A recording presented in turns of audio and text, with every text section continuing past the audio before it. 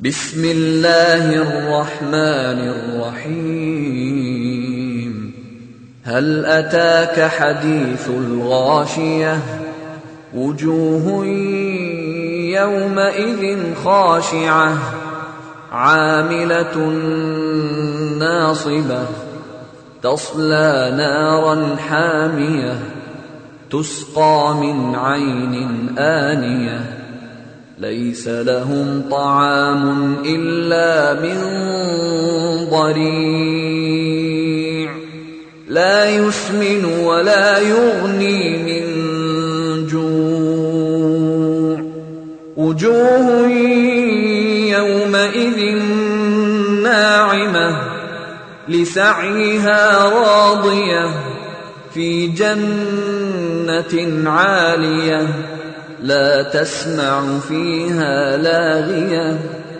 فيها عين جارية فيها سرر مرفوعة وأكواب موضوعة ونمارق مصفوفة وزرابي مبثوثة أفلا ينظرون إلى الإبل كيف خلقت وإلى السماء. السلام عليكم ورحمة الله وبركاته.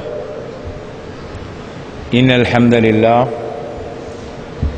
نحمده ونستعينه ونستغفره ونؤمن به ونتوكل عليه ونعوذ بالله من شرور أنفسنا ومن سيئات أعمالنا من يهده الله فلا مضل له ومن يضلله فلا هادي له أشهد أن لا إله إلا الله وحده لا شريك له وأشهد أن محمدا عبده ورسوله أما بعد.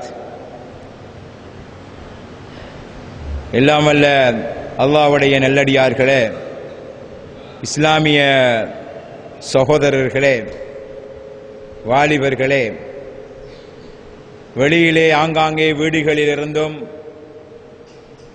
ஏனைய இடங்களிலிருந்தும் இந்த உரையை செவிசாய்த்துக் கொண்டிருக்கின்ற தாய்மார்களே, சகோதரிகளே, அல்லாஹு தஆலா இந்த அமர்வின் மூலமாக எங்கள் அனைவருக்கும் நாளை மறுமையிலே ஒரு சந்தோஷகரமான வாழ்க்கையை, சிறந்த பரிசை, சிறந்த வெற்றியை தர வேண்டும் என்கின்ற எதிர்பார்ப்பில்தான் நாங்கள் ஒன்று கூடியிருக்கின்றோம். மார்க்கத்தை படித்து அதன் வழி நடந்து அதன் வழி மக்களை அழைத்து நாமும் நல்லவர்களாக வாழ்ந்து மற்றவர்களையும் நல்லவர்களாக வாழச் செய்து அந்த மார்க்கத்திலேயே மௌத்தாக வேண்டும் என்கின்ற கனவிலே நாங்கள் இருக்கின்றோம். அல்லாஹு தஆலா இந்த கனவை, அந்த அவாவை நம் அனைவருக்கும் நிறைவேற்றித் தருவானாக என்கின்ற அந்த பிரார்த்தனையோடு இன்றைய இந்த நிகழ்வின் தலைப்புக்குள் நான் வருகின்றேன். இல்லற வாழ்வு நல்லறமாக என்கின்ற தலைப்பு தான் இன்றைய நிகழ்ச்சியுடைய தலைப்பாகும்.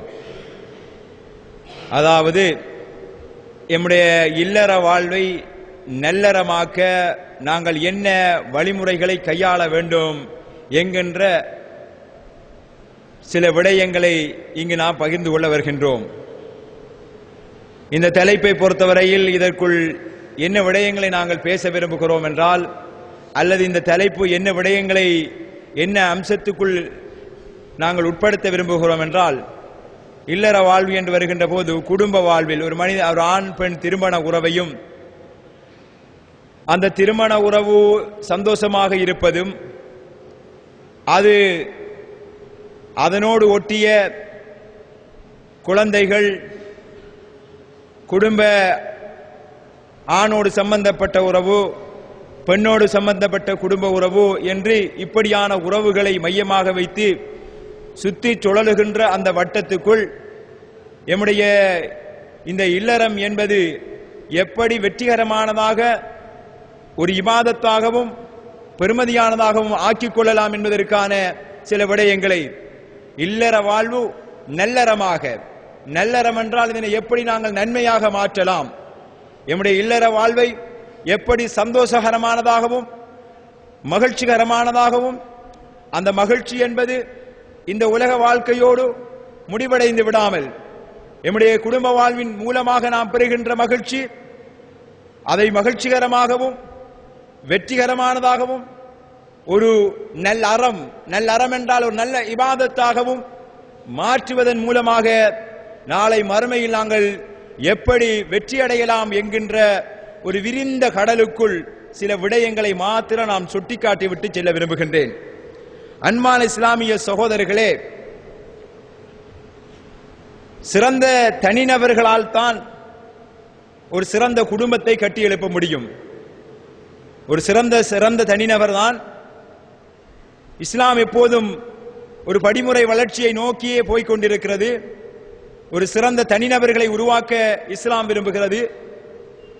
சிறந்த தனிநபர்கள், முன்மாதிரியான தனிநபர்கள் ஒன்று சேர்ந்து குடும்பமாக மாறுவதும், சிறந்த குடும்பங்கள் ஒன்று சேர்ந்து ஒரு சிறந்த சமூகமாக மாறுவதும் இஸ்லாத்துடைய எதிர்பார்ப்பும் இலக்குமாக இருக்கிறது.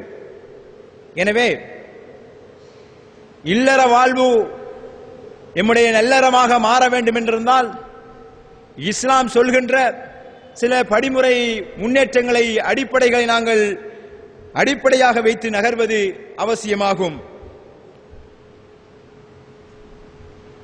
ஒழுக்கமுள்ள சிறந்த மனிதனாக ஒருவன் ஆகுவதும், ஒழுக்கமுள்ள ஒரு சிறந்த பிரஜையாக ஆணாக இருந்தாலும் பெண்ணாக இருந்தாலும் அதற்கான ஏற்பாடுகளை செய்து ஒரு மனிதன் சிறந்த மனிதனாக நல்ல மனிதனாக மாறுவதற்கு எவைகள் இந்த உலக காரணிகளில் எவைகள் தடைகளாக அமையுமோ, சிக்கல்களை ஏற்படுத்துமோ, அந்த காரணிகளை பார்த்து அல்லாஹு தஆலா அதற்கான தீர்வுகளை கொடுத்து, அந்த தீர்வுகளையே ஒரு இபாதத்தாக மாற்றி கொடுத்து, அந்த இபாதத் என்பது அந்த இன்மைக்கும் அருமைக்கும் வெற்றியையும் மகிழ்ச்சியையும் தரக்கூடிய அளவுக்கு அல்லாஹு தஆலா ஆக்கியிருக்கிறான்.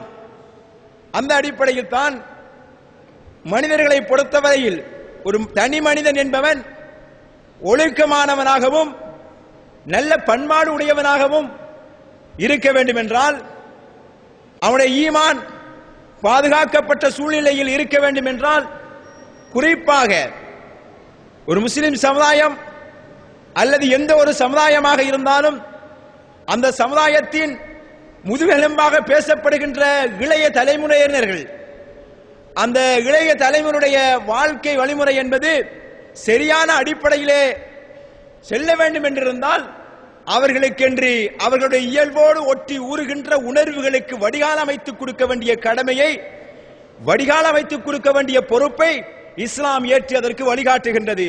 அந்த வழிகாட்டுதல் தான் எமக்குள் ஏற்படுகின்ற நம்முடைய பாலியல் உணர்வுகளையும் ஏனைய இந்த உலகத்தில் ஒரு மனிதன் நல்லவனாக வாழ்வதிலிருந்து அவனை எவைகள் திசை திருப்புமோ அவைகளை ஒழுங்குபடுத்தக்கூடிய வழிகளில் ஒன்றாக அல்லாஹு தஆலா பல வழிகளை சொல்கின்ற போது திருமணத்தை நமக்கு ஒன்றாக ஆக்கி தந்திருக்கிறார்.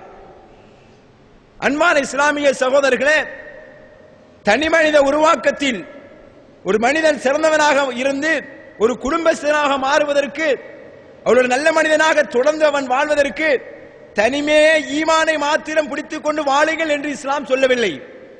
அந்த ஈமானை காப்பாற்றி அந்த ஈமானிலே நிலைத்திருப்பதற்கான ஆலோசனைகளையும் அந்த ஈமானிலே நிலைத்திருப்பதற்கான வழிகாட்டுதலையும் வழங்குகிறது. அந்த அடிப்படையில் தான் திருமணத்தை அல்லாஹு தஆலா நமக்கு ஆகுமாக்கி அதனை செய்யுமாறு கூட கட்டளையிடுகிறான்.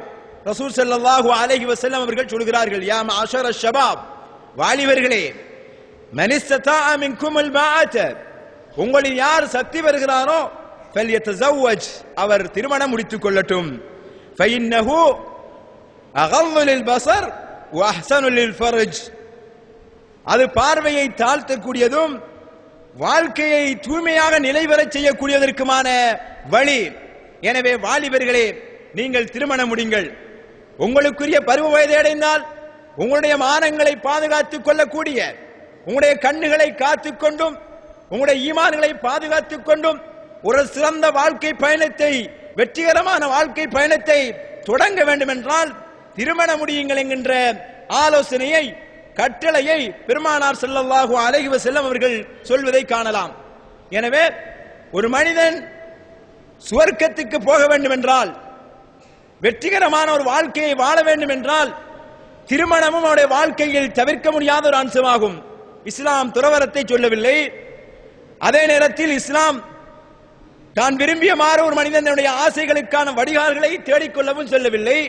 எனவே அதற்கான ஒழுங்கான ஒழுக்கவியல் அடிப்படையிலான ஒரு வழிமுறையை காட்டித் தருகிறது.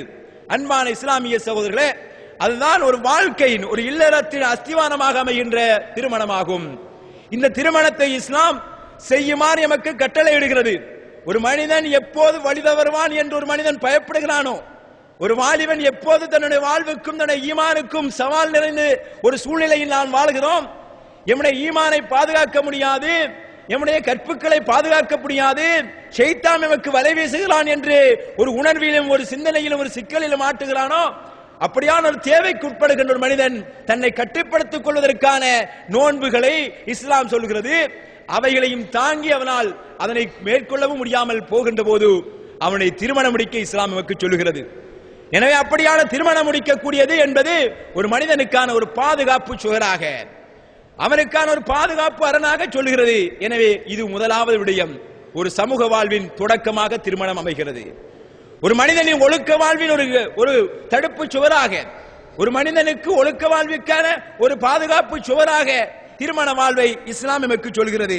அந்த அடிப்படையில் ரசூல் ஸல்லல்லாஹு அலைஹி வஸல்லம் அவர்கள் நேரடியாக கூட சொல்கிறார்கள், இது உங்களுடைய பார்வைக்கு பாதுகாப்பு, உங்களுடைய வாழ்க்கைக்கு பாதுகாப்பு என்ற அடிப்படையில் சொல்கிறார்கள். எனவே நம்முடைய வாழ்க்கை என்பது ஜாகிலியத்தான அடிப்படையில் கழியாமல் இருக்க வேண்டும் என்றால், நம்முடைய வாழ்க்கை என்பது ஷைத்தானியத்தான வழியிலே கழியாமல் இருக்க வேண்டும் என்றால், அதற்கான ஒரு பாதுகாப்பு அறங்களில் ஒன்றாக இஸ்லாம் திருமணத்தை எமக்கு ஆகமாகி இருக்கிறது. அதை கட்டாயம் என்று சொல்கின்ற அளவுக்கு ரசூல் ஸல்லல்லாஹு அலைஹி வஸல்லம் அவர்கள் எப்படியான விடயங்களை பேசிவிட்டுத்தான் ஒருவரை சொல்கிறார்கள். யார் இந்த வழிமுறைகளை திருமணத்தையும் சேர்த்துவிட்டு சொல்கிறார்கள், யார் இந்த திருமணம் போன்ற நடைமுறைகளை உதாசீனம் செய்கிறார்களோ, புறக்கணிக்கிறார்களோ, அவர்கள் என்னை சேர்ந்தவர்கள் இல்லை என்று சொல்கிறார்கள். இன்னொரு ஹதீஸிலே பெருமானவர்கள் சொல்கிறார்களோ, ஒரு மனிதனுடைய சொர்க்கத்துக்கான அம்சங்களை ஒன்றாக சொல்கிறார்கள். யார் என்னுடைய தன் நாவுக்கு இடையில் இருக்கின்ற, தன் உதடுகளுக்கு இடையில் இருக்கின்ற இந்த நாவையும் தன் தொடைகளுக்கு இடையில் இருக்கின்ற அந்த மர்ம உறுப்பையும் பாதுகாப்பாக எனக்கு உத்தரவாதம் வழங்குகிறாரோ, நான் அவருக்கு சொர்க்கத்துக்கு உத்தரவாதம் என்று பெருமானவர்கள் சொல்கிறார்கள். ஒரு மனிதனுடைய வாழ்க்கையில் நன்மையையும் தீமையும் தீர்மானிக்கக்கூடிய, ஒரு மனிதனுடைய ஒழுக்கத்தையும் ஒழுக்க ஈனத்தையும் வரையறுக்கக்கூடிய இரண்டுகளில் ஒன்றாக ஒரு மனிதனை கௌரவமான பிரஜையாக மாற்றக்கூடியதும், ஒரு அகௌரவமான பிரஜையாக மாற்றக்கூடியதும், ஒரு மனிதனை நல்லடியானாக வாழ வைக்கக்கூடியதும், ஒரு மனிதனை தீய வழியிலே தள்ளக்கூடியதுமான இரண்டு பெரும் அம்சங்களை பெருமானவர்கள் சொல்லி, இது ஒரு உன்னை சுவர்க்கத்துக்கு இட்டு செல்லக்கூடியது, உனக்கு சுவர்க்கத்துக்கு உத்தரவாதத்தை வழங்கக்கூடியது என்ற அடிப்படையிலே சொல்கிறார்கள். எனவே அன்பான இஸ்லாமிய சகோதரர்களே, திருமணம் என்பது ஒரு மனிதனுடைய வாழ்க்கையில் இபாதத்தாக மாறுகிறது. இல்லறம் என்கின்ற இந்த வாழ்க்கை ஒரு இபாதத், வெறுமனே ஆசைகளுக்கான வடிகால் கிடையாது, ஆசைகளுக்கான ஊற்று கிடையாது. மனிதனுடைய ஒழுக்கவியல் வாழ்க்கையை ஒழுங்குபடுவதற்காக அல்லாஹ் ஏற்படுத்தி தந்த ஒரு முறைமை, அதனூடாக ஒழுக்க கட்டுப்பாடு வருகிறது. இன்னும் ஒரு சமூக விருட்சமும் ஏற்படுகிறது, ஒரு சமூக எழுச்சியும் ஏற்படுகிறது, ஒரு சமூக விருத்தியும் ஏற்படுகிறது, ஒரு பெரிய சமூகமே அந்த திருமண உறவினால் ஏற்படுகிறது. எனவே ஒரு மனிதனுடைய வாழ்க்கை சிறந்த முறையிலே கழிய வேண்டும் என்றால் அவன் உரிய வயதிலே திருமணத்தை முடிக்க வேண்டும். அன்பான இஸ்லாமிய சகோதரர்களே, அந்த திருமணம் என்பது ஒரு இபாதத்தாக மாறுகிறது, ஒரு மனிதனுக்கு நன்மை தரக்கூடியதாக மாறுகிறது, அல்லாஹ்விடத்திலே உயர்ந்த கூலியை தரக்கூடியதாக மாறுகிறது. நாளை மறுமையிலே அல்லாஹு தஆலா அதற்கான பெருமதியான பரிசுகளை தரக்கூடியதாக மாறுகிறது.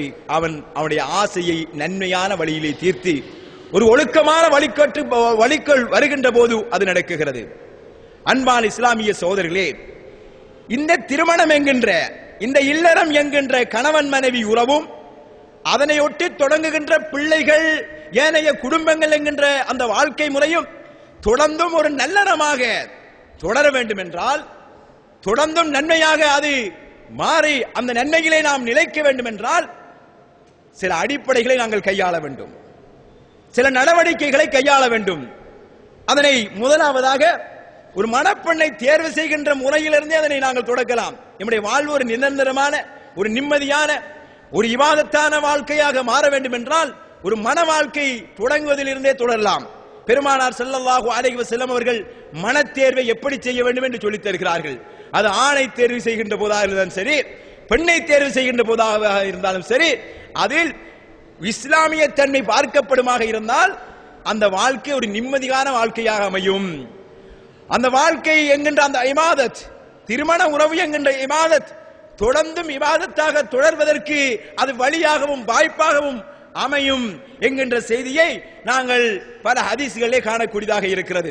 பெருமானார் ஸல்லல்லாஹு அலைஹி வஸல்லம் அவர்கள் சொல்கிறார்கள், புகாரி முஸ்லிம் போன்ற ஹதீஸ் கிரந்தங்களிலே வருகின்ற விடயம் அதுதான், துன்கஹுல் மர்ஆ லி அர்பஈன், ஒரு பெண் என்பவள் 4 காரணங்களுக்காக திருமணம் முடிக்கப்படுவாள். லிமாலிஹா, அவருடைய பணத்திற்காக, வலி ஹஸபிஹா, அவருடைய குடும்ப குலத்திற்காக, வலி ஜமாலிஹா, அவருடைய அழகுக்காக, வலி தீனிஹா, அவருடைய மார்க்கத்திற்காக, ஃபல்ஃபர் பிதாத்தித் தீன், நீ மார்க்கமுடையவளை தேர்ந்தெடுத்துக்கொள், தரிபத் யதாக, உன்னுடைய அழிவிலிருந்து நீ உன்னை பாதுகாத்துக் கொள்வாய். மாற்றமாக சொன்னால் உனக்கு ஒரு சந்தோஷமான ஒரு நல்ல வாழ்க்கை அமைய வேண்டும் என்றால் மார்க்கமுடையவளை தெரிவு செய்து கொள். அந்த மார்க்கமுடையவளை நீ தெரிவு செய்கின்ற போது பாதுகாப்பான ஒரு வாழ்க்கை முறை உனக்கு ஏற்படும். அழிவு நிறைந்த வாழ்க்கையிலிருந்து உனக்கு பாதுகாப்பு கிடைக்கும். உன்னுடைய இபாதத்துக்கு ஒரு பாதுகாப்பு கிடைக்கும். நிரந்தரமான இபாதத்திலே நீ அந்த வணக்கத்தின் மூலமாக, திருமணம் என்ற வணக்கத்தின் மூலமாக அதை ஒரு நல்லறமாகவே தொடர்ந்து வைத்திருக்கக்கூடிய வாய்ப்பு கிடைக்க வேண்டும் என்றிருந்தால் திருமணம் அந்த தேர்வின் போது நீங்கள் தெரிவு செய்யக்கூடிய பெண்ணாக இருந்தால் பெண் தரப்பிலிருந்து சிறந்த ஆண்களை தேடக்கூடிய, இஸ்லாமிய விழுமியங்கள் நிறைந்த, இஸ்லாமியம் நிறைந்த, இஸ்லாத்தை தன்னுடைய முதன்மை பொருளாக ஆக்குகின்ற, இஸ்லாத்திற்காக தன்னுடைய நேரங்களை ஒதுக்கி சிந்திக்கின்ற அப்படியான ஆண்களை பெண்களும், பெண்கள் ஆண்களையும் தேட வேண்டும் என்கின்ற ஒரு வழிமுறையை பெருமானார்கள் சொல்லித் தருகிறார்கள். நாம் நம்முடைய சமுதாயத்தில் பல இடங்களில் நாங்கள் பார்க்கிறோம்.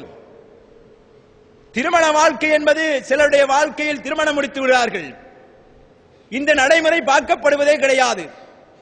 நாங்கள் பார்க்கின்ற போது யாராக இருந்தாலும் திருமணம் முடித்தவர்கள் அல்லது தன்னுடைய மகள்களுக்கு திருமணம் முடித்து கொடுத்தவர்கள் எத்தனை பேர் இந்த விடயத்தில் முதன்மை தேர்வாக அவன் ஒழுங்காக தொழுகின்றவனா, அவனுடைய தொழில் வருவாய் என்பது இஸ்லாமிய வரையறைக்குள் இருக்கின்றனவா, அவன் இஸ்லாத்தின் வரையறையை பேணி வாழக்கூடிய மகனாக சில தௌஹீது கொள்கையிலும் இஸ்லாத்திலே வளர்ந்து இஸ்லாத்திலே தன்னுடைய பிள்ளைகளை வளர்த்திருப்பார்கள். ஆனால் இஸ்லாத்திலே பிறந்தவர்கள், இஸ்லாத்திலே வளர்ந்தவர்கள், தன்னுடைய பிள்ளைகளை இஸ்லாத்திலே வளர்த்தவர்கள், அவர்களுக்கென்று திருமணங்கள் முடித்துக் கொடுக்கின்ற போது அவர்கள் கொள்கை ரீதியான பிள்ளையாக இருந்தாலும் சரி, தன்னுடைய மகனுக்கு மகளை தேடும் போது கூட, அல்லது மகளுக்கு மகனை ஒரு ஆண் ஒரு மருமகனை தேடுகின்ற போது கூட இந்த நடைமுறையை பெரிதும் உட்படுத்துவதே கிடையாது. தொழில்கள் தான் முதன்மைப்படுத்தப்படுகின்றன, பணங்கள் தான் முதன்மைப்படுத்தப்படுகின்றன, அவருக்கு இருக்கின்ற கௌரவங்கள் தான் முதன்மைப்படுத்தப்படுகின்றன. இவற்றோடு இணைத்து ஒரு மார்க்கமும் இருந்தால் பரவாயில்லை என்கின்ற ஒரு 4வது ஒரு நிபந்தனையாக, அல்லது முதன்மைப்படுத்தப்படுவதோடு சேர்த்து பணத்திற்காக முடித்தால் பணத்தோடு சேர்த்து மார்க்கமும் இருந்தால் நல்லம், அவருடைய குடும்பத்தோடு சேர்த்து மார்க்கமும் இருந்தால் நல்லம் என்கின்ற நிபந்தனைகள் தான் பார்க்கப்படுகிறது. தவிர ஒரு நல்லவன், பக்குவமானவன், இஸ்லாமிய விளம்புகளுக்கு உட்பட்டவன் என்பது பார்ப்பதே கிடையாது. சிலர் முடித்துக் கொடுக்கிறார்கள் பதவி வட்டங்களுக்காக. அவன் பச்சை குடிகாரனாக இருப்பான், மிகவும் மோசமான நடவடிக்கையோடு தொடர்பட்டவனாக இருப்பான். அதையெல்லாம் பார்க்கப்படாமல் அப்படியே திருமணம் முடித்துக் கொடுக்கப்பட்டு விடுகிறது. இஸ்லாம் எதை பார்த்தால் நிம்மதியான வாழ்க்கையும் ஒரு பாதுகாப்பான வாழ்க்கையும் அழிவில் இருந்து எமக்கான ஒரு நல்ல பாதுகாப்பும் கிடைக்கும் என்று இஸ்லாம் சொன்னதோ அந்த பாதுகாப்பு சுவரை உடைத்தெறிந்து விட்டு, அந்த பாதுகாப்பு சுவரை கருத்தில் கொள்ளாமல் பெண்களை தேர்வு செய்கின்ற போதும் இஸ்லாத்தை பார்ப்பது கிடையாது. சினிமா என்றும் நாடகம் என்றும் உலக அனாச்சாரங்களிலும் கலாச்சாரங்களில் மூழ்கி தேய்க்கின்ற, தன்னுடைய அங்க உறுப்புகளை உலகுக்கு பொது சொத்தாக மாற்றி அலங்கோலமாக வீதிகளிலே நடமாடி திரிகின்ற அழகை மாத்திரம் மூலதனமாக வைத்து அழகை மாத்திரம் வெளியிலே காட்டித் திரிகின்ற இப்படியான அழகுக்காக திருமணம் முடிக்கக்கூடியவர்களும் அதனையே தன்னுடைய திருமணத்தின் முதன்மை தேர்வாக முன்வைப்பதும் அவரிடத்தில் மார்க்கம் இருக்கிறதா, அடிப்படையில் தொழுகையேனும் இருக்கிறதா என்கின்ற விடயங்கள் பார்க்கப்படாமலே நிறைய திருமணங்கள் முடிகின்றன.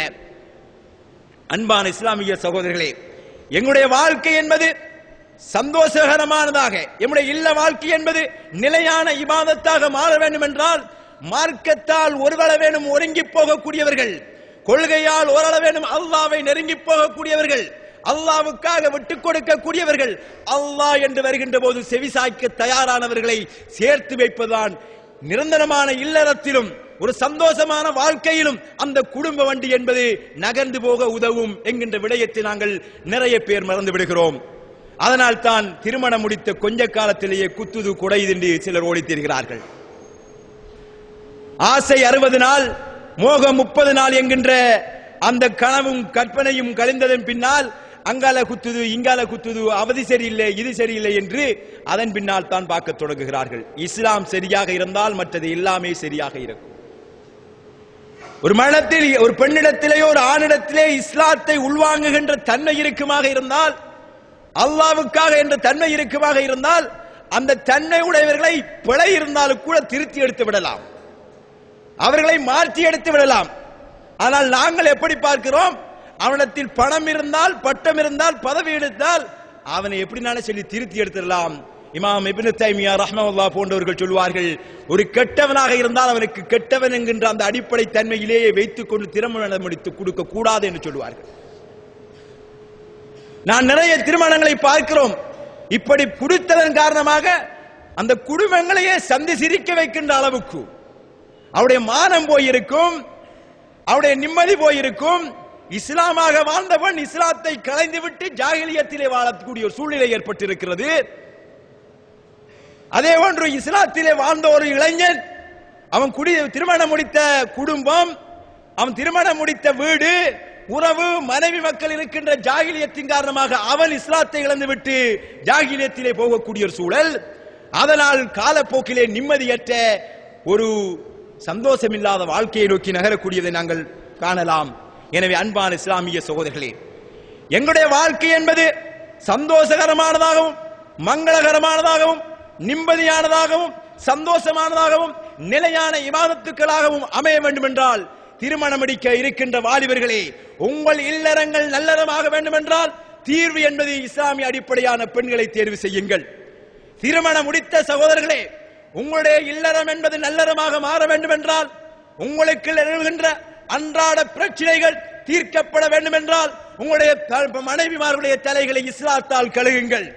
இதனை கேட்டுக்கொண்டிருக்கின்ற தாய்மார்களே, உங்களுக்குள் இருக்கின்ற இந்த பிரச்சனைகளை தீர்க்க வேண்டும் என்றால் உங்களுடைய கணவன்மார்களை இஸ்லாமிய சிந்தனைகளால் கழுவியிடுங்கள்.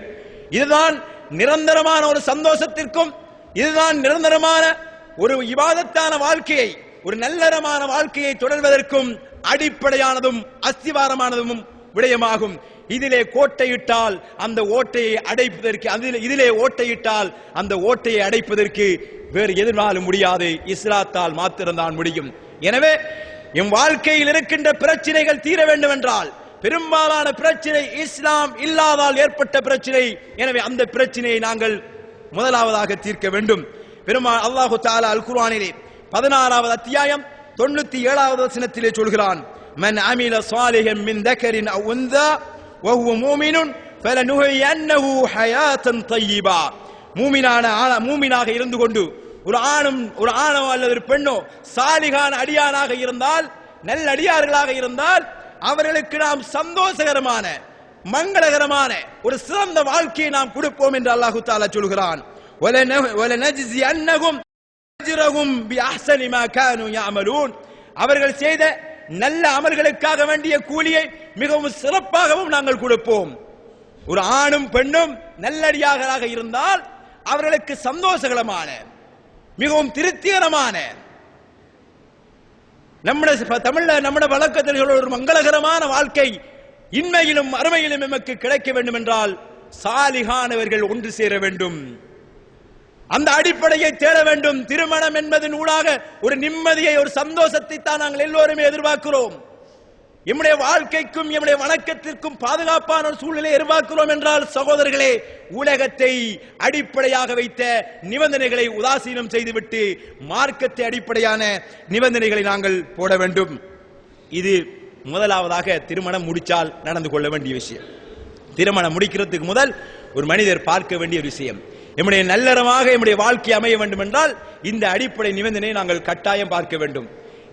அதனே முதன்மையான முக்கியத்துவமாக நாங்கள் கொடுக்க வேண்டும். அதற்கு பின்னால் திருமண வாழ்க்கைகள் அமைந்து விட்டால், இப்படியான திருமண வாழ்க்கை அமைகின்ற போது இஸ்லாமிய அடிப்படையிலே பார்க்கின்ற போது எல்லாமே இஸ்லாமிய அடிப்படையாக அமையும்.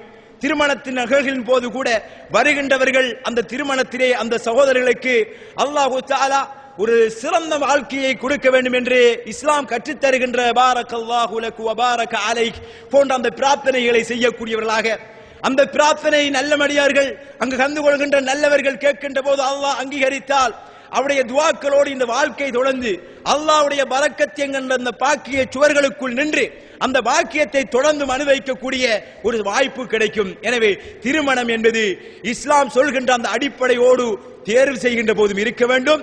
இஸ்லாம் சொல்கின்ற அடிப்படையில் திருமண முறைகளையும் நாங்கள் அமைத்துக் கொள்கின்ற போது அந்த திருமண முறையும் எங்களுடைய வாழ்க்கை ஒரு சந்தோஷகரமான வாழ்க்கையாக அமைவதற்கு வாய்ப்பாக அமையும். அதே போன்று திருமணம் நாங்கள் முடித்து விட்டால் இந்த சிக்கல்களை சொல்லி சொல்லி போனால்தான் சிக்கல் இல்லாத வாழ்க்கை எப்படி வாழலாம் என்கின்ற விடயங்களை நாங்கள் நம்முடைய வாழ்க்கையை இல்லறம் சந்தோஷமாக அமைவதற்கு எப்படி என்று சொல்லலாம். இதனை பேசுகிற அளவுக்கு பெரிய அனுபவசாலி கிடையாது நான்.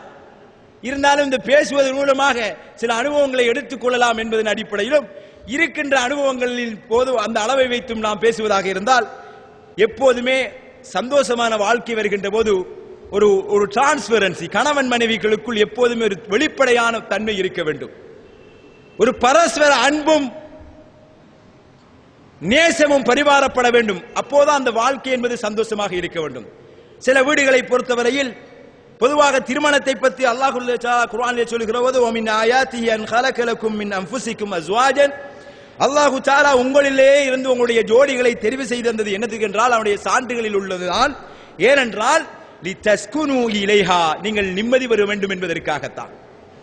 திருமணம் என்பது நீங்கள் நிம்மதியாக சந்தோஷமாக வாழ வேண்டும் என்பதற்காகத்தான் நான் ஆக்கினோம். வஜஅல பைனக்கும் மவத்த வ ரஹ்மா, மவத்தன் வ ரஹ்மா, உங்களுக்கு மத்தியில் அவன் கருணையையும் அன்பையும் ஏற்படுத்துவதுதான் என்னுடைய நோக்கம். அன்பாகவும் கருமையாகவும் பாசத்தோடு நாங்கள் இருக்க வேண்டும், நடந்து கொள்ள வேண்டும் என்று அல்லாஹு தஆலா அல் குர்ஆனிலே நமக்கு சொல்லித் தருகிறான். 30வது அத்தியாயம் 21வது வசனம் இதனை நமக்கு சொல்லித் தருகிறது. எனவே நாங்கள் பொதுவாக ஆணாக இருந்தாலும் சரி பெண்ணாக இருந்தாலும் சரி இந்த விடயங்களிலே மிகவும் ஒரு நிதான போக்கிலே கடந்து கொள்ள வேண்டும். நிறைய பேர் ஆணை பொறுத்தவரையில் சில டிக்டேட்டர்களாக ஒரு வன்முறையாளர்களாகவே திருமணத்தை பொறுத்தவரை திருமணம் முடித்ததன் பின்னால் நாங்கள் வீட்டின் சர்வாதிகாரிகள் போன்று ஆண்கள் நடந்து கொள்கின்ற ஒரு சூழ்நிலை ஏற்படுகிறது. இதனாலேயே திருமணம் முடித்த ஆரம்பத்திலேயே பிரச்சனைகள் ஏற்பட ஆரம்பிக்கின்றன. இஸ்லாம் திருமணத்தின் மூலமாக என்ன நிம்மதி என்று சொன்னதோ அந்த நிம்மதி குலைந்து போக வாய்ப்பு ஏற்படுகிறது. எனவே எப்போதுமே எந்த ஒரு பிரச்சனையையும் ஆணையும் பெண்ணையும் பொறுத்தவரையில் இது ஒரு சந்தோஷமான ஒரு நிம்மதியான வாழ்க்கை அமைய வேண்டும் என்றால் அன்பையும் நேசத்தையும் பரஸ்பரம் பரிமாறிக்கொள்ள வேண்டும். அன்பாகவே எதையும் அணுகுகின்ற ஒரு பக்குவம் வர வேண்டும். எடுத்ததற்கெல்லாம் நமக்கண்டு இருக்கின்ற சீரிப்பாகின்ற சிலுங்கிக் கொள்கின்ற பிணங்கிக் கொள்கின்ற அந்த பக்குவம் வரக்கூடாது.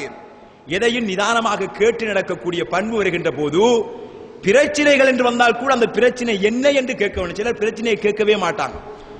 2 பேர்களுக்கு திருமணத்திலே ஒரு பிரச்சனை வந்த போது அவர்களிடத்தில் ஒரு சமாதானம் செய்து வைப்பதற்காக நான் போயிருந்தேன்.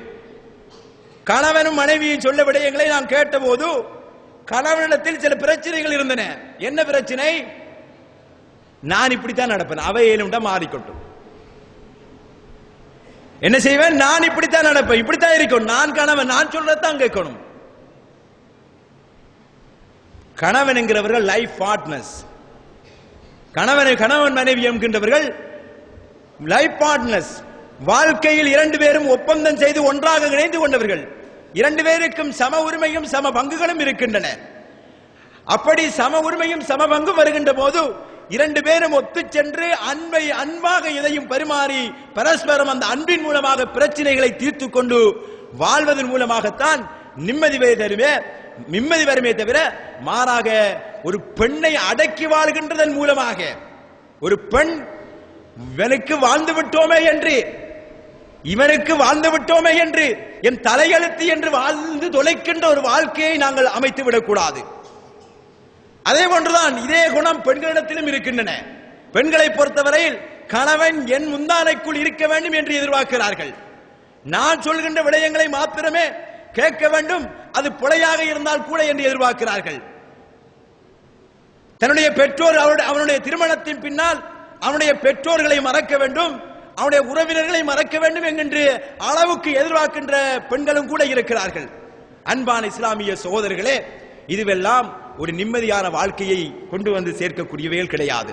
எனவே ஒரு நிம்மதியான வாழ்க்கை நம்மிடத்தில் தொடர வேண்டும் என்றால் நம்மிடத்தில் இருக்க வேண்டிய பண்பு என்பது அன்பு, கருணை என்கின்றது. நாம் உலகத்துக்கெல்லாம் பிச்சைக்காரனுக்கு கருணை காட்டுறோம், உலகத்தில் இருக்கின்ற மனிதர்களுக்கெல்லாம் கருணை காட்டுகின்ற உணர்வு வருகிறது. ஆனால் எம்மோடு சதா வாழுகின்ற, எம்மோடு சதா எமக்கு சேவை புரிகின்ற, எம் குழந்தைகளை பெற்று வளர்க்குகின்ற, அவனுக்கு மலசலம் கழுவிவிட்டு ஏன் நமக்கு கூட நோய்வாய் வந்தால் அந்த காரியங்களை செய்து விடுகின்ற, எம் உள்ளாடை தொடக்கம் அனைத்து ஆடைகளையும் துவைத்து போடுகின்ற இந்த மனைவிக்கு காட்டாத இரக்கம் வேறு யாருக்கு காட்ட முடியும்? வேறு யாரிடத்தில் பாசமாக நடந்து கொள்ள முடியும்? இவரிடத்தில் பாசமாக நடந்து கொள்ளாமல் எப்படி நாங்கள் நிம்மதியாக அங்கே இருக்க முடியும்? எனவே அன்பான இஸ்லாமிய சகோதரர்களே, நம்முடைய வாழ்வு ஒரு நல்லறமாக ஒரு நிம்மதியான வாழ்க்கையாக அமைய வேண்டும் என்றால் நம்முடைய வாழ்க்கையின் மூலதனமாக இஸ்லாத்தை ஆக்கியது போன்று அன்பை காணிக்கையாக கொடுக்க வேண்டும். பெண்களும் தான் ஆண்களும் தான் பரஸ்பரம் அன்பு செலுத்திக் கொடுக்கக்கூடியவர்களாக, அதே போன்று விட்டுக் கொடுக்கக்கூடியவராக. இரண்டாவது பண்பு விட்டுக் கொடுத்து பெண்களுடைய விடயத்தில் ஆண்களை பார்த்து சொல்கிறது, அவர்களோடு நல்ல முறையில் நீங்கள் நடந்து கொள்ளுங்கள். நீங்கள் அவர்களை வெறுத்தால் கூட நீங்கள் ஒன்றை வெறுப்பீர்கள், அல்லாஹ் தஆலா அதில் சில நலவுகளை வைத்திருக்கலாம். எனவே நீங்கள் அவர்களிடத்தில் நல்ல முறையில் நடந்து கொள்ளுங்கள் என்று அல்லாஹ் தஆலா 4வது அத்தியாயம் 19வது வசனத்திலே சொல்லி காட்டுகிறான். விட்டுக் கொடுத்து போகக்கூடிய இஸ்லாம் அல்லாத காரியங்களில் இதில் விட்டுக் கொடுப்பதன் மூலமாக இந்த குடும்பத்திலே ஒரு சந்தோஷமான ஒரு மகிழ்ச்சியான சூழ்நிலை ஏற்படுமாக இருந்தால், ஆணாக இருந்தாலும் பெண்ணாக இருந்தாலும் விட்டுக் கொடுத்து போகக்கூடிய ஒரு தன்மை நமக்குள் வர வேண்டும். நாம் செய்கின்ற காரியங்கள் ஒரு பிழையான அடிப்படையில் அமைந்து அந்த காரியங்களின் மூலமாக என் மனைவி பாதிக்கப்பட்டிருந்தால் அந்த பாதிக்கப்பட்டதற்காக வேண்டி ஒரு மன்னிப்பு கேட்கின்ற பழக்கம் கூட நம்மிடத்தில் கிடையாது. உலகத்தில் உள்ள எல்லார்ட்டுமே நாம மன்னிப்பு கேட்போம். ஊரில் உள்ள ரோட்டால போகல கால அடிப்பட்டா சொறின்னு போவோம், அல்லது பஸ்ஸில் அடிக்கல கால் தட்டுப்பட்டா கை தட்டுப்பட்டா சொறின்னு போவோம். ஆனால் நம்மட வீட்டு மனைவியோ அல்லது ஏதோ ஒரு பிழை நடந்தால் சொறி நாய்க்கும் கண்ணெடுக்காம போவோம். ஒரு சொறி நாய்க்கு கூட கணக்கெடுக்காம போவோம். இது எப்படி எங்களுக்குள் ஒரு சந்தோஷமான வாழ்க்கையை தரும்? ஒரு மன்னிப்பு கேட்பதோ அல்லது அவடத்தில் தன்மையாக ஒரு பொருளை எதிர்பார்ப்பதோ, பணிவான வார்த்தைகளை கொடுத்து கேட்பதோ ஒரு தவறான காரியம் கிடையாது சகோதரர்களே. எனவே இது ஒரு சந்தோஷத்தையும் ஒரு மகிழ்ச்சிகரமான வாழ்க்கையும் எமக்கு ஏற்படுத்தும். அதே போன்று சந்தோஷமான வாழ்க்கை எமக்கு அமைய வேண்டும் என்றால் ஆண்கள் பெண்களுக்கு பொறுத்தவரை கணவன் மனைவிகளுக்கு நிறைய கலந்தாலோசனைகள் செய்கின்ற தன்மைகள் வர வேண்டும். நான் ஏற்கனவே சொன்னது போன்று இந்த விடயங்களில் நாங்கள் பெரிதாகவே பெண்களை கணக்கெடுப்பதே கிடையாது. ஆண்களை பொறுத்தவரையில் இந்த விடயத்தில் பெண்களை கருத்தில் கொள்வதே கிடையாது. இஸ்லாமிய வரலாற்றில் பெருமானார் ஸல்லல்லாஹு அலைஹி வஸல்லம் அவர்கள் தனக்கு ஏற்பட்ட பல சோதனைகளின் போதும் தன கஷ்டங்களின் போதும் தன்னுடைய மனைவிமாரிடத்திலே ஆலோசனை கேட்டிருக்கிறார்கள். அவர்களிடத்திலே தன்னுடைய கவலைகளை சொல்கின்ற போது அவர்கள் அந்த கவலைகளுக்கு தீர்வு சொல்லக்கூடியவர்களாகவும் இருந்திருக்கிறார்கள். புத்திசாலியமாக பதில் சொல்லக்கூடியவர்களாக இருந்திருக்கிறார்கள். உங்களுக்கு தெரியும், மிகவும் பிரபல்யமான செய்திதான் ஹுதைபியா உடன்படிக்கையின் போது. அந்த ஹுதைபியா உடன்படிக்கை என்பது முற்றிலும் காவிர்களுக்கு முஷ்ரிக்குகளுக்கு ஒரு சாதகமானது போன்று அந்த நிபந்தனைகள் அமைந்ததனால் ஹஜ்ஜுக்காக வந்த சஹாபாக்களும் ரசூல் ஸல்லல்லாஹு அலைஹி வஸல்லம் அவர்களும் ஹஜ்ஜி செய்ய விடாமல் தடுக்கப்பட்டு திருப்பி அனுப்பப்படுகின்ற அந்த சூழ்நிலை வந்தபோது அந்த ஹஜ்ஜிலே ரசூல் ஸல்லல்லாஹு அலைஹி வஸல்லம் அவர்கள் ஹஜ்ஜி செய்வதில்லை, அடுத்த முறை பார்ப்போம் என்ற அந்த முடிவிலே அவிடத்திலே முடி களைந்து அவர்கள் கொண்டு வந்த குர்பானியை கொடுக்குமாறு ரசூலுல்லாஹ் உத்தரவிட்ட போது சஹாபாக்கள் பின்தங்கி நின்றார்கள், கொஞ்சம் பின்வாங்கி நின்றார்கள். ரசூலுல்லாஹ்வை மறுக்கவில்லை, ஆனால் குறைசி காவிர்கள் விடயத்தில் நாங்கள் தோல்வி கண்டு விட்டோமே என்ற ஒரு குற்ற உணர்வு, ஒரு மனப்பான்மை அவர்களை கொஞ்சம் பின்வாங்க செய்தது. 3 தரம் சொல்லியும் அவர்கள் கேட்காத போது ரசூல் ஸல்லல்லாஹு அலைஹி வஸல்லம் அவர்கள் தன்னுடைய மனைவி உம்மு சலமா என்று நினைக்கின்றேன் ரலியல்லாஹு தஆலா அன்ஹா அவர்கள் உம்மு சுலைம் அல்லது உம்மு சலமா ரசூல் அவர்களிடத்திலே சொன்னபோது ரசூல் ஸல்லல்லாஹு அலைஹி வஸல்லம் அவர்களுக்கு அவர்கள் ஆலோசனை சொல்கிறார்கள். நீங்கள் முதலில் மொட்டை அடியுங்கள், நீங்கள் முதலில் முடியை களையுங்கள், நீங்கள் முதலில் உங்களுடைய குர்பானியை அறுத்து பலியிடுங்கள், நிச்சயமாக அவர்கள் உங்களை பின்தொடர்ந்து செய்வார்கள் என்று அந்த அவருடைய மனைவியார் ஆலோசனை சொன்னபோது ரசூல் ஸல்லல்லாஹு அலைஹி வஸல்லம் அவர்கள் அப்படியே செய்கிறார்கள். சஹாபாக்களும் அப்படியே நடந்து கொள்கிறார்கள். அழகிய வழிமுறையை பெருமான் அவர்கள் அவருடைய மனைவிமாருடைய குடும்ப ரீதியான வாழ்க்கையிலே நாம் காண்கிறோம். ஆயிஷா ரலியல்லாஹு தஆலா அவர்களோடு வாழ்ந்த வாழ்க்கை, அன்னை ஹதீஜா ரலியல்லாஹு தஆலா அவர்களோடு வாழ்ந்த வாழ்க்கை, இப்படி ஹதீஜா நாயகி அவர்களும் ஒரு மனைவியாக இருந்து ஒரு கணவனுக்கு எப்படி ஒத்துழைப்பு வழங்க வேண்டும் என்றதற்கு ஒட்டுமொத்தமாக இருந்து காட்டுகிறார்கள். ரசூல் ஸல்லல்லாஹு அலைஹி வஸல்லம் அவர்கள் கொள்கை ரீதியாக ஒரு முன்மாதிரி மிக்க கொள்கைவாதியாக நடந்த போது, அவருடைய இஸ்லாமிய மார்க்கத்தை கொண்டு வந்த இந்த சமுதாயத்திலே சொல்ல முற்பட்ட போது, அந்த ஊரின் ஒரு பணக்காரியாக தொழில் அதிபராக இருந்த ஹதீஜா நாயகி அவர்கள் சொல்லால் ஆறுதல் வழங்கி, தன் பொருளால் அவருக்கு பாதுகாப்பு வழங்கி, அவருடைய அந்த மார்க்கத்திற்கு மிகவும் பக்கத்துணையாக அவர்கள் முதலாக வகியை கொண்டு வந்த செய்தியை சொன்ன போது, நீங்கள் நல்ல மனிதர், நீங்கள் பொய் பேசாதவர்கள், இந்த சமுதாயத்திற்கு நீங்கள் கெடுதி நாடாதவர்கள், உங்களுக்கு ஒரு கெடுதியும் வராது என்று அவர்களை ஆலோசனை சொல்லி, அவர்களை சாந்தப்படுத்தி, அவர்களை அமைதியாக்கி, அவர்களை வரக்கத் பின் நௌஃபல் அவர்களிடத்திலே கொண்டு சென்று அவர்களுக்கான ஆலோசனை பெற்று அவர்களுக்கான அத்தனை பாதுகாப்புகளையும் பங்களிப்புகளையும் செய்கின்ற ஒரு மனைவியாக மாறுகிறார்கள். இப்படி இருந்தோமாக இருந்தால் ஆண்கள் விடயத்தில் பெண்களும், பெண்கள் விடயத்தில் ஆண்களும், கணவன் மனைவிகள் இப்படி நடந்து கொள்கின்ற போது அந்த குடும்ப வண்டி என்பது ஒரு மகிழ்ச்சியான ஒரு இபாதத்தான, பரஸ்பரம் நன்மையிலும் நன்மையை கூட்டிக் கொள்வதிலும் பரஸ்பரம் தீமையை குறைத்துக் கொள்வதிலும் ஒத்தியங்குகின்ற ஒரு கூட்டமாக குடும்பமாக மாறுகின்ற போது அவர்கள் செய்கின்ற எல்லாமே இபாதத்தாக ஆகிவிடும். அன்பான இஸ்லாமிய சகோதரர்களே, அதே போன்றுதான் குடும்பங்களில் நிறைய சிக்கல்களை கொண்டு வருகின்ற விடயம் பொருளாதார சிக்கலாகும். பொருளாதாரங்களை கையாளுகின்ற போது கணவன் கஞ்சனாக இருந்தால் குடும்பம் சிதறும், செலவழிக்க காசுதாரன் என்று காலம் ஆரை துப்பி ஊரெல்லாம் மானம் போக்கிவிடும். அதே போன்று பெண் ஒரு ஊதாரியாக இருந்து அள்ளி வீசி கணவனுடைய சொத்தை சீரழிக்கக்கூடியவளாக இருந்தால் அதுவும் கூட பிரச்சனையை கொண்டு வந்துவிடும். ஆனால் ஆணாக இருந்தாலும் பெண்ணாக இருந்தாலும் அல் குர்ஆன் சொல்வது போன்று நீங்கள் பொருளாதாரத்தை செலவு செய்கின்ற விடயத்தில் வரம்பும் வரவும் வேண்டாம், பொருளாதாரத்தை செலவு செய்யாமல் இருக்கின்ற விடயத்தில் மிகவும் கஞ்சர்களாகவும் நடந்து கொள்ள வேண்டாம், நடுநிலையாளர்களாக நடந்து கொள்ளுங்கள் என்று சொல்கின்ற அந்த இஸ்லாம் சொல்கின்ற பொருளாதாரத்தை கொள்கையை ஒரு ஆணும் பெண்ணும் கடைபிடிப்பாளாக இருந்தால், ஒரு கணவனும் மனைவியும் கடைபிடிப்பாளாக இருந்தால் அங்கே பிரச்சனைகள் வராது. அதே போன்று தன்னுடைய தேவைகள் கணவனை அதிவீதமான ஆடம்பரத்தை நோக்கி நகர்த்துகின்றவர்களாக பெண்கள் அமைந்து விடக்கூடாது. அதே போன்று பெண்களையும் மீதிய ஆடம்பரத்துக்கு பழக்கக்கூடியவர்களாகவும் ஆண்களும் அமைந்து விடக்கூடாது. ஆரம்ப காலத்தில் நம்மளுக்கு வாஷ் மிஷின் இல்லாட்டி, ஆரம்ப காலத்தில் எல்லாம் கையால தான் உடுப்பு கழினோம். இப்ப வாஷ் மிஷின் இல்லாட்டி வண்டி ஓடுதில்லை என்கின்ற அளவுக்கு குடும்ப சூழ்நிலை நாங்க மாத்திட்டோம். இப்ப வாஷ் மிஷின் மாறி டிஷ் வாஷ் தேவைப்படுது எல்லாருக்கும். வாஷ் மிஷின் மாதிரி பீங்காங்கோப்ப கழுகிறதுக்கு மிஷின் தேவைப்படுகின்ற காலத்தில் நாங்கள் இருக்கிறோம்.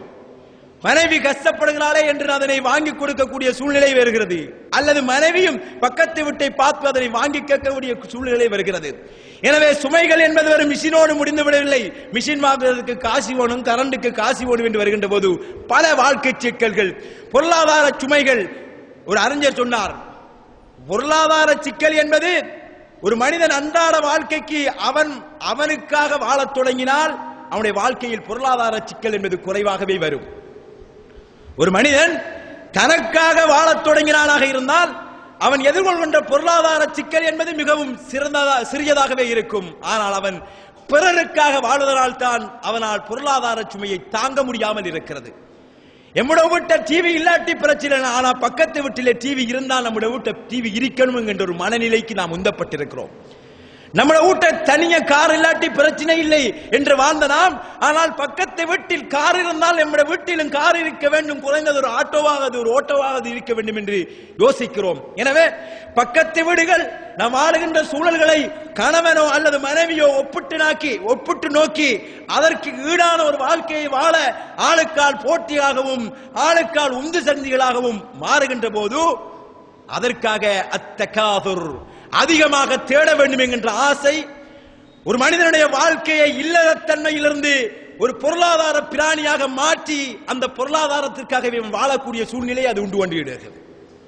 அல்லாஹ் தஆலா அல் குர்ஆனிலே மனிதனுடைய வாழ்க்கையை எது திசை திருப்புறது என்று சொல்கிறான், அல் ஹாக்குமுத் தகாதுர், அதிகம் சேட வேண்டும் என்கின்ற ஆசை உங்களை இந்த உலகத்தில் உங்களுடைய வாழ்க்கையை பராக்காக்கி விட்டது.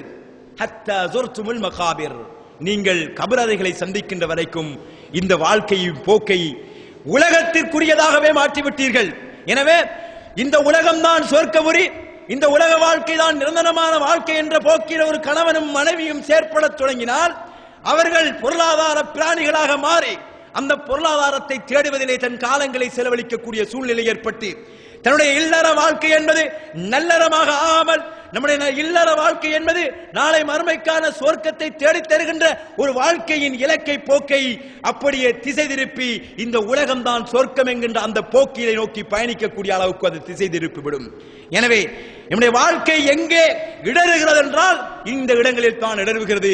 எனவே அன்பான இஸ்லாமிய சகோதரர்களே, அல்லாஹ்வுடைய நல்லடியார்களே, இப்படி பொருளாதார விடயத்திலே நாங்கள் மிகவும் நிதானமான மற்றவர்களுக்கு என்கின்ற முன்மாதிரி மற்றவர்களுக்கு என்கின்ற தன்மை இல்லாமல் எமக்கு காரு கூட நமக்கு சில வேளை அத்தியாவசியமாக மாறும். அப்படி ஆகினால் வாங்குவது அவசியம். ஆனால் மற்றவர்களுக்காக வாழத் தொடங்கிய ஒரு கணவன் மனைவி முற்பட்டால் அதன் மூலமாக எம்முடைய நிம்மதிகளை நாம் இழந்து விடுவோம், எம்முடைய காலங்களை உழைப்பதிலேயே செலவழித்து விடுவோம், நிறைந்த இபாதத்துக்களை அப்படியே உதாசீனம் செய்து விடுவோம். எனவே அன்பான இஸ்லாமிய சோதர்களே, இவைகளை நாங்கள் பேண வேண்டும். அதே போன்று பல விடயங்களை சொல்லலாம். நாங்கள் இது ஒரு விரிந்த தலைப்பு என்பதனால் நான் சுருக்கமாக முடித்துக் கொள்கிறேன். நம்முடைய வாழ்க்கையில் அன்றாடம் வரக்கூடிய பிரச்சனையில் தூய்மையான அலங்காரங்களை அவருக்கு பரஸ்பரம் ஒரு ஆணும் பெண்ணும் எப்போதும் தூய்மையாக இருக்க விரும்பணும். எப்போது ஒரு பெண்ணை பொறுத்தவரையில் தூய்மையான ஆணைத்தான் விரும்புவாள், ஆணைத்தான் விரும்புவாள். எப்போது ஒரு ஆணை பொறுத்தவரையில் தூய்மையான பார்த்தா அவன் சந்தோஷத்தை தரணும், அவனை பார்த்தா இவளுக்கு சந்தோஷம் வரணும். நம்ம ஆக்களை பார்த்தா ஊரானுக்கு தான் சந்தோஷம் வருது. நம்முடைய முண்டாட்டியை பார்த்து ஊரான் சந்தோஷப்படுற மாதிரி நம்முடைய மனைவிமார் நடந்து கொள்வதும், நாங்கள் வெளியேறங்குகின்ற போது நம்மளை பார்த்து ஊர்ல இருக்கிற பெண்கள் எங்களை பார்த்து சந்தோஷம் கொள்கின்ற அடிப்படையில் வாழ்ந்தால் வீட்டில் ஒரு நாள் நிம்மதி வராது. எனவே நாங்கள் எங்களை பார்த்து மன நிம்மதியும் சந்தோஷம் அடையக்கூடிய ஒரு வாழ்க்கை வாழக்கூடியவர்களாக எங்களுடைய வாழ்க்கையை அமைத்துக் கொள்ள வேண்டும். அந்த அடிப்படையில் ஆணுக்காக பெண் அலங்கரித்துக் கொள்வதும், தங்களுடைய மனம் பூசி சிறந்த ஆடைகளை அமைந்து கொள்வதும், அந்த அடிப்படையில் ஒழுங்காக நடந்து கொள்கின்றதும் ஒரு சந்தோஷமான ஒரு நிம்மதியான வாழ்க்கையை நோக்கி எம்மை நகர்த்தும். அதே போன்றுதான் நம்முடைய வீட்டு சூழல்களை ஒரு சந்தோஷகரமானதான சூழலாக, ஒரு இஸ்லாமியம் நிறைந்ததாக நாங்கள் மாற்றி வைத்திருக்க வேண்டும். நம்முடைய வீட்டு சூழலுக்கு என்று இருக்கின்ற நம்முடைய வாழ்வு நல்லறம் என்ற தன்மையிலிருந்து திசை திரும்புவதற்கு இருக்கின்ற பாரிய சவால், நம்முடைய பெண்களும் நம்முடைய வீட்டு சிறார்களும் குழந்தைகளும் தொலைக்காட்சி பெட்டிக்குள் தன்னுடைய வாழ்க்கையை தொலைத்து விட்டு இருப்பதாகும். இது குடும்ப வாழ்வு என்பது இல்லறம் என்கின்ற தன்மையிலிருந்து ஷைத்தானிய வழியில் திசை திரும்புவதற்கு இருக்கின்ற பாரிய சவாலாகும். அன்பான இஸ்லாமிய சோதரர்களே, நிம்மதியான ஒரு இஸ்லாமிய மயம் நிறைந்த ஒரு வாழ்க்கையை வாழ வேண்டும் என்றால் எம்மை ஷைத்தான வழியிலே வழிநடத்தி செல்கின்ற தொலைக்காட்சி பெட்டிகளுக்கு எதிராக உங்களுடைய வீடுகளில் சட்ட நடவடிக்கைகள் எடுங்கள். உங்களுடைய தொலைக்காட்சி பெட்டிகளை உங்களுடைய கட்டுப்பாடுகளுக்குள் கொண்டு வாருங்கள். அது ஆணாக இருந்தாலும் சரி, பெண்ணாக இருந்தாலும் சரி, அதன் மூலமான ஒரு ஒழுக்க கட்டுப்பாடு, ஒரு நிம்மதியான வாழ்க்கை, தன்னுடைய வாழ்க்கைக்குள் தன்னுடைய தொழிலுக்குள் வாழ்க்கை அமைத்துக் கொள்கின்ற போக்கு அனைத்துக்கும் எதிராக நின்று செயல்படுவது குடும்ப வாழ்வை சேர்த்து விடக்கூடிய தெளிவான ஷைத்தானாக நின்று செயற்படுவது இந்த திறந்துவிட்ட ஊடகம். அந்த திறந்துவிட்ட ஊடகத்தை எங்களுடைய வீடுகளுக்குள் கட்டுப்பாடுகள் இல்லாமல் நாங்கள் திறந்து விட்டிருப்பதன் காரணமாக அவைகளும் எம்முடைய நிம்மதியான வாழ்வுக்கு, எம்முடைய இல்லற வாழ்வில் ஒரு மோசமான சூழ்நிலையை ஏற்படுத்துகின்றன. எனவே தொலைக்காட்சிகளுக்கு மாற்றீடு செய்யுங்கள். சத்திய மார்க்கத்தை பேசுகின்ற பகிர்கின்ற நூலகங்களை கொண்டு வாருங்கள். அதனை படிக்கக்கூடிய சூழ்நிலை உருவாகுங்கள். அதன் மூலமாக ஒரு இல்லற வாழ்வை நல்லறமாக மாற்றுவதற்கு முயற்சி செய்ய வேண்டும். கடைசியாக இல்லற வாழ்க்கையில் சிலர் நிம்மதி எழுந்து கொள்கின்ற ஒரு கட்டம் இருக்கிறது. பிள்ளைகளை வளர்க்குகின்ற போது பிள்ளை வளர்ப்போம் என்பது ஒரு நல்லறம். நாம் நம்முடைய குடும்ப வாழ்வில் இல்லற வாழ்வில் செய்கின்ற ஒரு நிலையான நல்லறம் என்றால் நம்முடைய குழந்தைகளை ஒரு ஒழுக்கமுள்ள குழந்தைகளாக, ஒரு சாலிகான பிள்ளைகளாக வளர்த்து விடுவது இல்லறத்தின் மூலமாக நாம் செய்கின்ற ஒரு மாபெரும் நல்லறமாகும். அது நாங்கள் மௌத்தாகி போனாலும் சதகத்துன் ஜாரியாக நிலையாக நின்று எமக்கு உதவக்கூடிய ஒரு நல்லறமாகும். எனவே குடும்ப வாழ்வின் மூலமாக, நம்முடைய இல்லற வாழ்வின் மூலமாக எமக்கு கிடைக்கக்கூடிய குழந்தைகளை நல்ல சாலிகான குழந்தைகளாக வளர்த்து விடுகின்ற பொறுப்பும் கடமையும் நமக்கு இருக்கிறது. இந்த இல்லற வாழ்வில் நிறைய பேருடைய நிம்மதிகளுக்கு சாவுமணி அடிக்கின்ற அளவுக்கு இந்த குடும்ப வாழ்க்கையில் குழந்தை வளர்ப்பு இருக்கிறது. பிள்ளைகளை வளர்க்கின்ற போது அவர்களை டாக்டர் ஆக்க வேண்டும், இன்ஜினியர் ஆக்க வேண்டும், அப்படி ஆக்க வேண்டும், இப்படி ஆக்க வேண்டும் என்று ஓடி ஓடி ஓடி ஓடி படி என்று படிக்க விரட்டியவர்கள் ஒருபோதுமே அவர்களுக்கு கொள்கையை படித்துக் கொடுக்கவில்லை. ஒருபோதும் அவர்களுக்கு தொழுகையை படிப்பதனுடைய முக்கியத்துவத்தை கொடுக்கவில்லை. டாக்டர் பிலால் வில்லியம்ஸ் அவர்கள் சொல்வார்கள், உங்களுடைய குழந்தைகளுக்கு நீங்கள் குர்ஆனை கற்றுக் கொடுங்கள், அது அனைத்து கல்வியையும் கற்றுக் கொடுக்கும் என்று. உங்களுடைய குழந்தைகளுக்கு குர்ஆனின் அத்திவாரத்தில் நின்று ஏனைய இல்முகளை நீங்கள் போதியுங்கள், அவர்கள் நல்ல டாக்டராக வருவான், அவன் ஒரு இஸ்லாமிய விஞ்ஞானியாக வருவான், அவன் இஸ்லாமிய என்ஜினியராக வருவான், அவன் ஒரு நிம்மதியான குழந்தையாக வருவான் என்று சொன்னார்கள். அன்பான இஸ்லாமிய சகோதரர்களே, இல்லற வாழ்களில் சில வாலிபர்கள் பிள்ளைகள் வளர்ந்ததன் பின்னால் தன்னுடைய நிம்மதியே துளைந்து போய் அவருக்கு இபாதத்து செய்ய முடியாது, தொழ முடியாது, நோன்பு பிடிக்க முடியாது, ஜகாத்து கொடுக்க முடியாது, எதுவுமே செய்ய முடியாமல் ஒரு வாலிபன், ஒரு குடும்பமும் கணவனும் மனைவியும் அழுகின்ற, அதன் பின்னால் இந்த பிள்ளைக்கு என்ன தீர்வு தேடலாம் என்று அறிஞர்களையும் மார்க்கவான்களையும் தேடிச் சென்று என் பிள்ளையை எதாவது செய்யுங்கள் என்று சொல்லி அதன் மூலமாக இந்த குடும்பத்தில் நிம்மதியை மீட்டுத்தாருங்கள் என்று சொல்லி அழுகின்ற கதறுகின்ற பல பெற்றோர்களை நாங்கள் காண்கிறோம். தாய்கள் இதனை பேசுவதை நாங்கள் கேட்கிறோம். எனவே எம்முடைய இல்லற வாழ்வு நல்லறமாக வேண்டும் என்றால் இந்த அடிப்படைகளை பேணி நாங்கள் வாழ்வோமாக இருந்தால் இதே போன்று பல விடயங்கள் இருக்கின்றன. எல்லாவற்றையும் ஒரு குறிப்பிட்ட நேரத்துக்குள் சொல்ல முடியாது. எனவே அன்பான இஸ்லாமிய சோதரர்களே, இஸ்லாம் சொல்கின்ற அடிப்படையில் திருமணம் முடிக்க வேண்டும். இஸ்லாம் சொல்கின்ற அடிப்படையில் மணப்பெண்களை தேட வேண்டும். நல்லவர்களாக, புரிந்துணர்வுள்ளவர்களாக, பரஸ்பரம் விட்டுக் கொடுக்கக்கூடியவர்களாக, அன்பை பரஸ்பரம் பரிமாறிக்கொள்ளக்கூடியவர்களாக, பொருளாதார விடயத்தில் இஸ்லாம் சொல்கின்ற விடயங்களை பேணிக் கொள்ளக்கூடியவர்களாக, குறிப்பாக நாம் மௌத்தானாலும் என் இல்லறத்தின் விளைவாக விளைந்த என் குழந்தைகள் எமக்கு நிம்மதியை மௌத்தின் பின்னாலும் தரக்கூடியவர்களாகவும் ஆக வேண்டும் என்கின்ற அந்த கனவும் கற்பனையும் திட்டமிடல்களையும் வகுத்து நாம் வாழ்பவனாக இருந்தால் நிச்சயமாக எம்முடைய இல்லற வாழ்வு நல்லறமாகும். அல்லாஹு தஆலா எனக்கும் உங்களுக்கும் அந்த பாக்கியத்தை தருவானாக. وآخر دعوانا أن الحمد لله رب العالمين. السلام عليكم.